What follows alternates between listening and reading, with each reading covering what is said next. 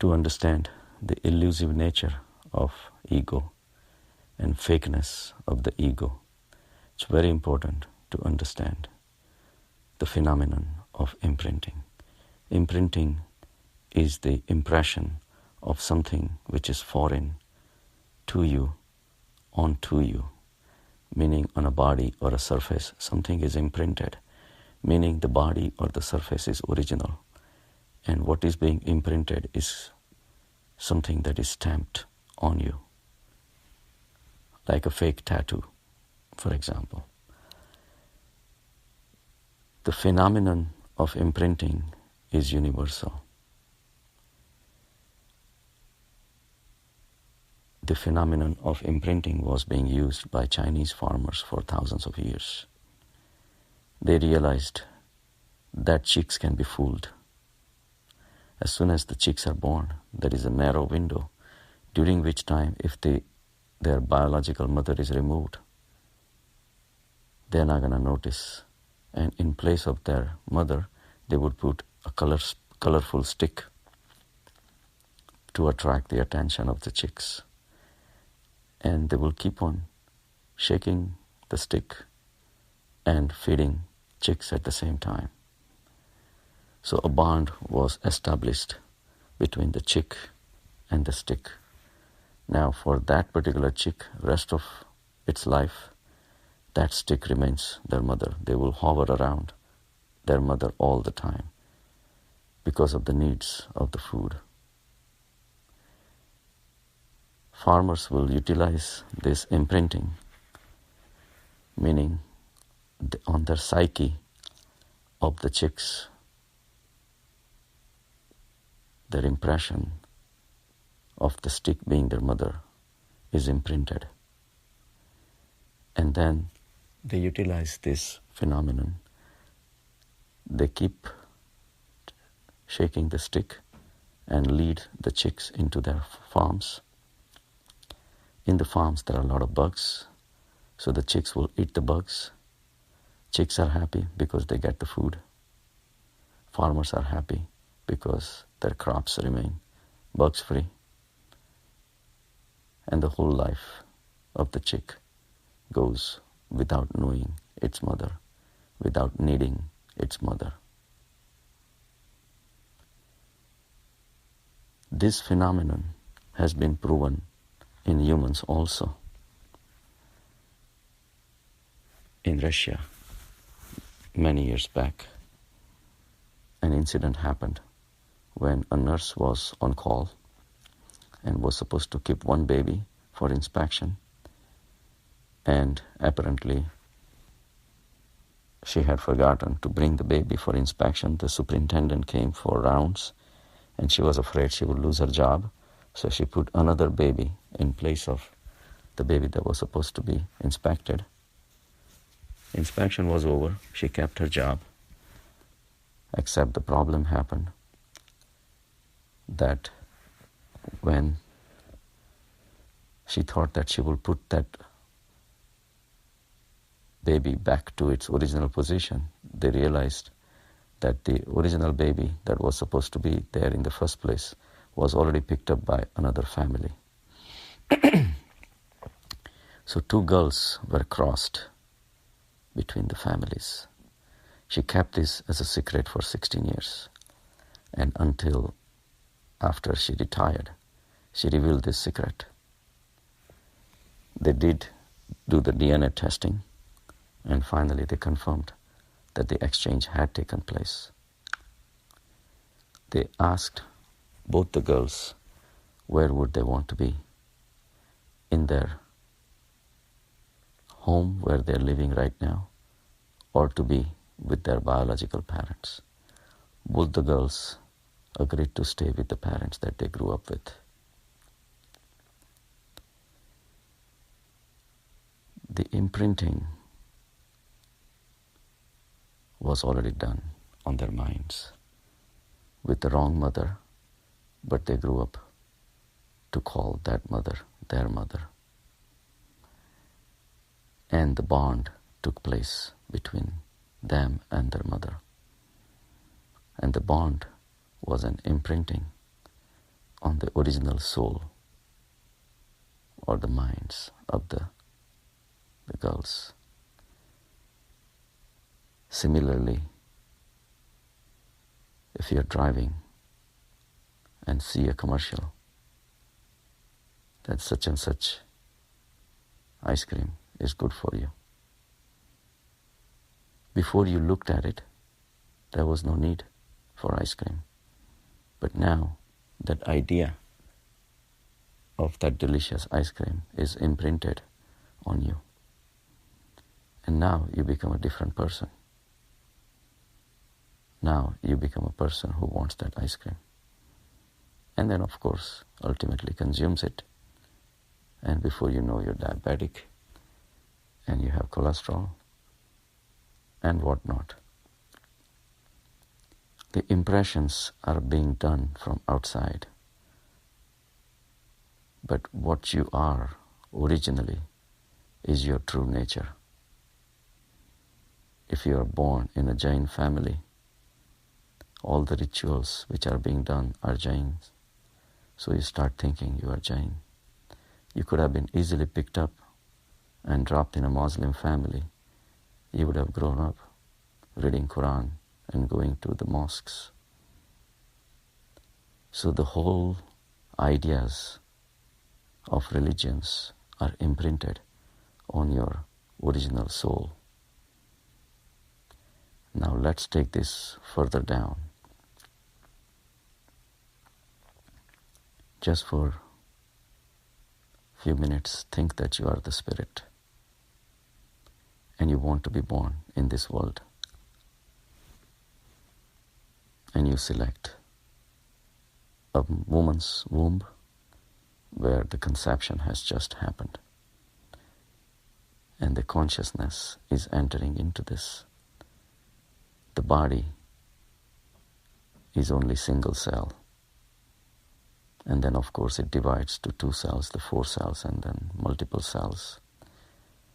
Your consciousness remains dormant. The body is formed with all its systems and organs.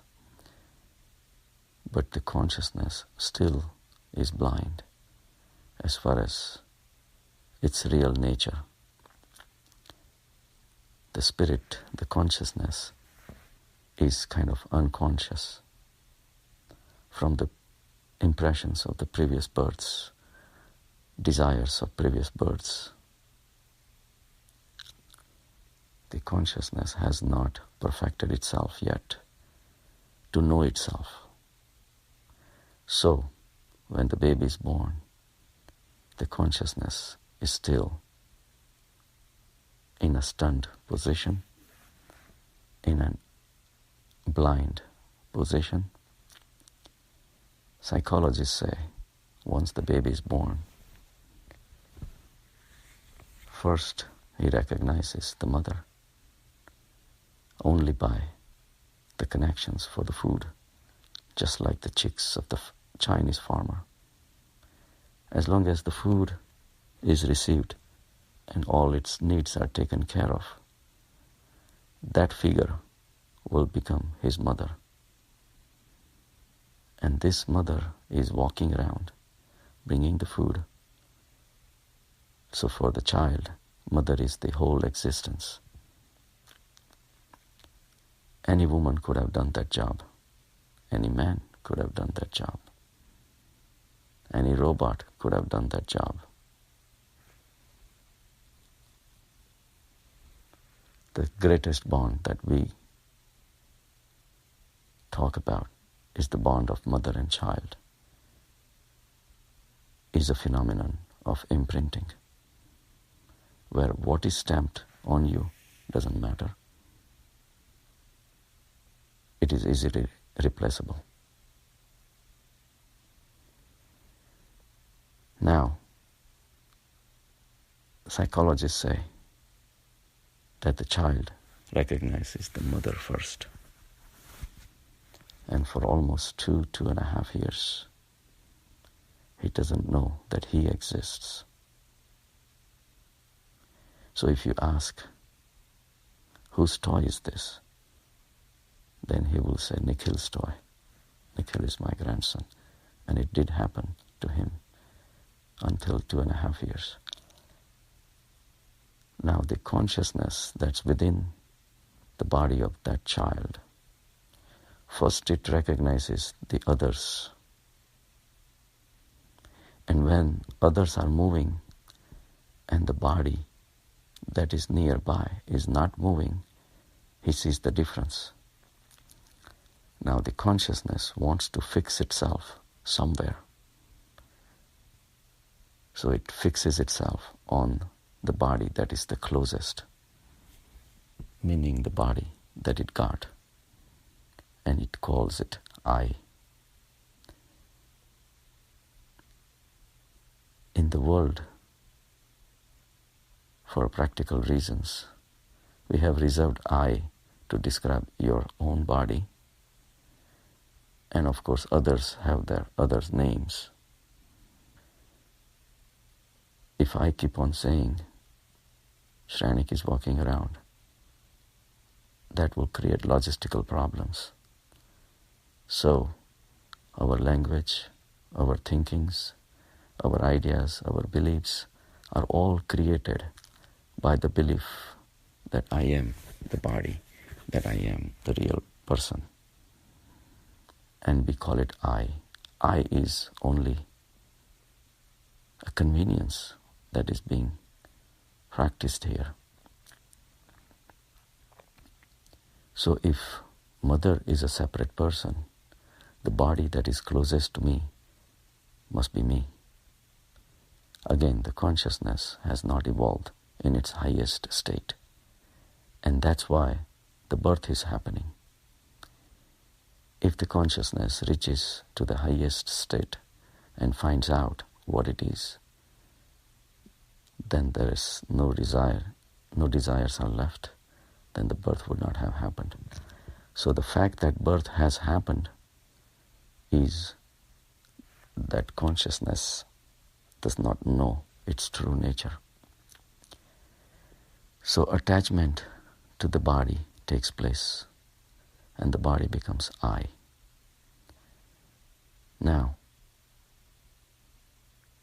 when we fight to protect that body. But even the animals do that. Animals also have a primitive ego, the identification with their bodies. So to protect that body, to carry on the drama of the nature, it's important. So the consciousness within the animals will also think that the body is theirs. They are the body, and they will fight to protect itself. It's a natural phenomenon. And the drama of life can go on. The drama of life goes on only for one purpose, ultimately for the consciousness to realize itself, that it's not the body. The whole game of the nature is a play. To carry out this play, nature uses imprinting also. So first it was the imprinting on the mind of the child, of the mother figure, but now we are going deeper into imagining yourself, at least for now, to be the consciousness. And the imprinting can take place on you of your body, thinking that my body is me. That's like sitting in a car and saying that I am a car. It's foolishness, but it is what it is. The nature's trick is also necessary for the survival of our physical body, so that we can transfer the genes into making a better body, better mind, and someday evolving into actual knowing that we are nothing but the consciousness. When we think we are the body, We have to fight for the body. But humans have gone beyond. Not only they think that they are the body, all the pleasures of the body are theirs, or the differences that we see, the differences of ideas and beliefs which are also imprinted by outside are theirs. The same energy which was attaching itself to the body also attaches to the mind.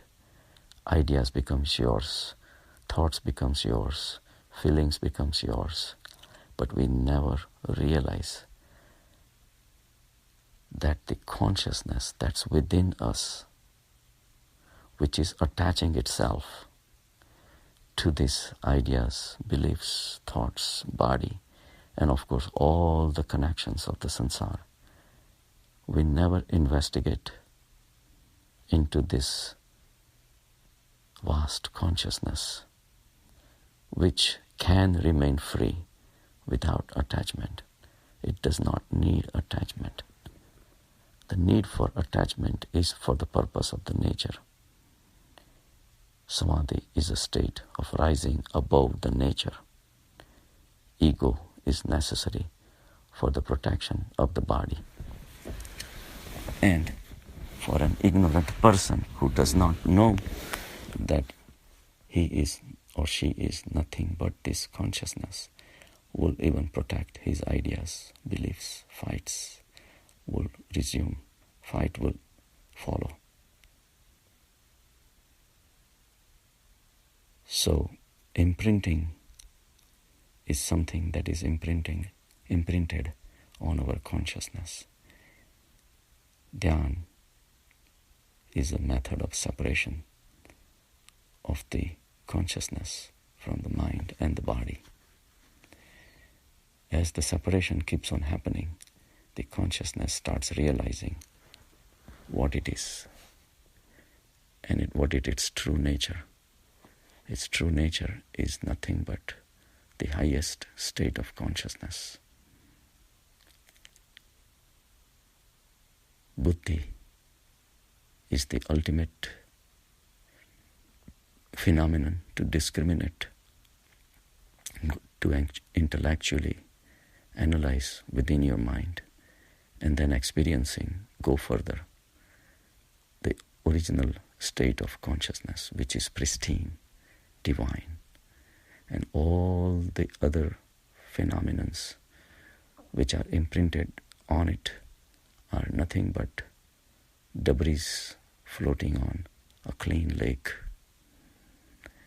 The lake of consciousness that's within you is carrying around this garbage of thinking that you are the body and all the relations are yours.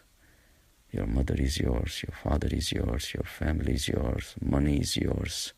There is nothing yours. You are the spirit. Dhyan is a technique to learn this truth in its highest form. Once this truth is realized, ego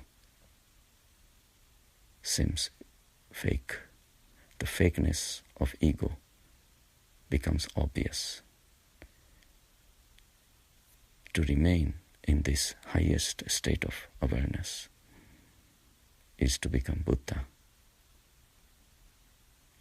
Only Buddha has known this truth through the power of Dhyan. Everybody else is still attached to this body.